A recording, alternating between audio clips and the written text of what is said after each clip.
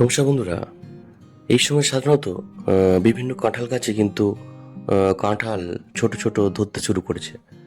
তো এই ছোট ছোট কাঁঠালগুলোকে আমরা কিভাবে বড় করব এবং বিভিন্ন রোগ পোকার আক্রমণ থেকে কিভাবে বাঁচাবো, সেই সংক্রান্ত একটা ভিডিও প্রতিবেদন আপনাদের সামনে তুলে ধরছি।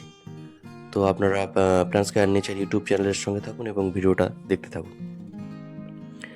সাধারণত যদি কোনো কুয়াশার কারণে বা বিভিন্ন পোকার আক্রমণে সাধারণত কাঁঠালের সমস্যার সৃষ্টি হয় এবং কাঁঠাল কিন্তু ঝরে যায়।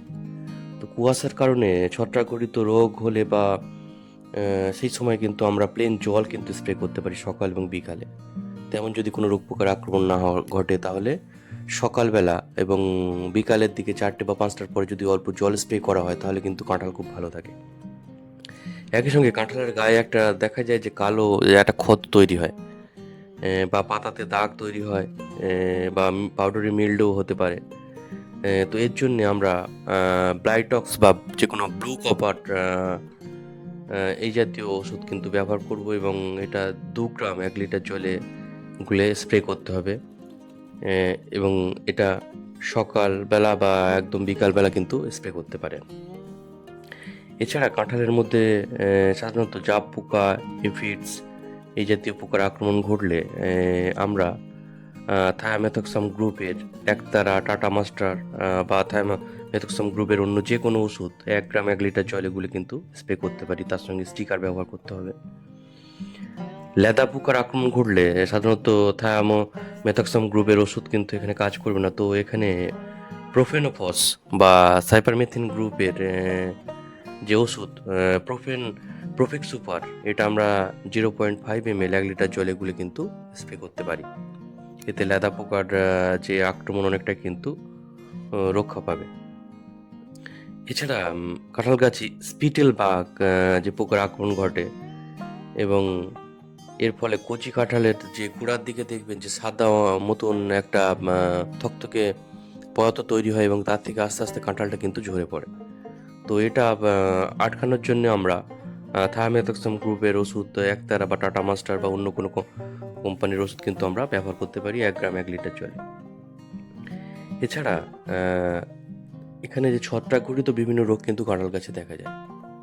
তো ছত্রাক ঘটিত রোগগুলো আমরা যদি কমাতে যাই তো সেই জন্য আমাদের জৈব পদ্ধতিতে হলে ট্রাইকোডার্মা ভিরিটি কিন্তু আমরা ব্যবহার করতে পারি।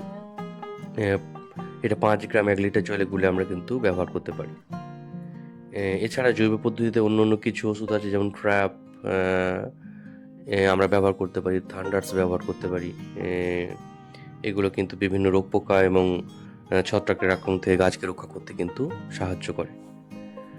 এছাড়া গাছে যদি যখন ছোট ছোট কাঁঠাল আসছে তো এই সময় আমরা আরও বেশি পরিমাণে কাঁঠাল পেতে বা কাঁঠালটাকে যদি আমরা সুগঠিত করতে চাই এবং বড় করতে চাই তার জন্য কিন্তু পিজিআর কিন্তু ব্যবহার করতে হবে।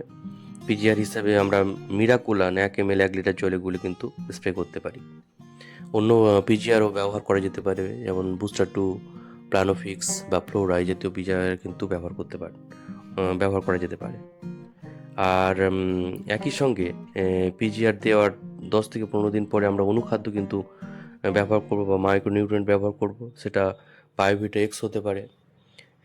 তার সঙ্গে অন্য যে মাইক্রোনিউট্রিয়েন্ট আপনারা ব্যবহার করতে পারেন, অ্যাগ্রোমিন গোল্ড বা অ্যাগ্রোমিন ম্যাক্স, এগুলো ব্যবহার করতে পারেন। এর যে রেশিওটা কী হবে সেটা 1 ml 1 লিটার জলে গুলে আমরা স্প্রে করব গাছের পাতাতে এবং গাছের উপরের সমস্ত অংশে এটা স্প্রে করতে হবে। তাহলে কিন্তু যে ফলের যে সাইজটা সেটা আরও বড় হবে এবং খুব সুন্দর হবে।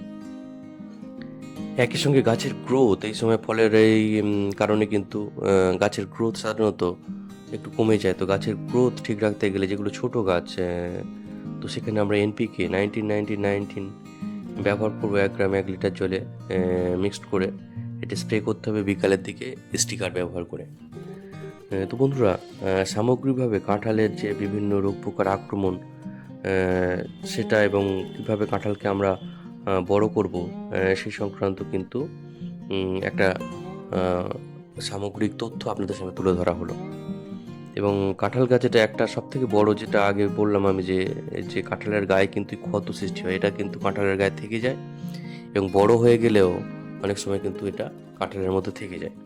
তো সেটা খেয়াল রাখতে হবে। এছাড়া এফিডস, লেদা পোকা, জাপ পোকা এই জাতীয় আক্রমণ ঘটে, স্পিটিল ব্যাগের আক্রমণ ঘটে। তো এইগুলো খেয়াল রাখতে হবে এবং এর জন্য উপযুক্ত ব্যবস্থা নিতে হবে। তাহলেই কিন্তু আমরা ভালো কাঁঠাল ফলাতে পারবো। আর সাধারণত বড় গাছগুলোতে, যেগুলো অনেক বিশাল বড় গাছ, সেগুলোতে সাধারণত প্রচুর পরিমাণে কাঁঠাল ধরে এবং তার থেকে কিন্তু প্রচুর পরিমাণে অনেক নষ্ট হয়ে গেলেও, বা অনেক ছোটো কাঁঠাল নষ্ট হয়ে গেলেও কিন্তু প্রচুর পরিমাণে কাঁঠাল সাধারণত ফলে। তো বন্ধুরা, এটাই ছিল কাঁঠাল গাছের পরিচর্যা এবং বিভিন্ন রোগ পোকা, ছত্রাক ঘটিত রোগ পোকার আক্রমণ থেকে কাঁঠালকে কীভাবে রক্ষা করব, সে সংক্রান্ত একটা তথ্যমূলক একটা ভিডিও। তো বন্ধুরা, ভিডিওটা ভালো লাগলে অবশ্যই চ্যানেলটাকে সাবস্ক্রাইব করবেন এবং শেয়ার করবেন, এবং যদি কোনো প্রশ্ন থাকে অবশ্যই কমেন্ট বক্সে করতে পারেন। তো বন্ধুরা, ভিডিওটা এখানে শেষ করলাম। সবাইকে নমস্কার এবং ধন্যবাদ জানিয়ে।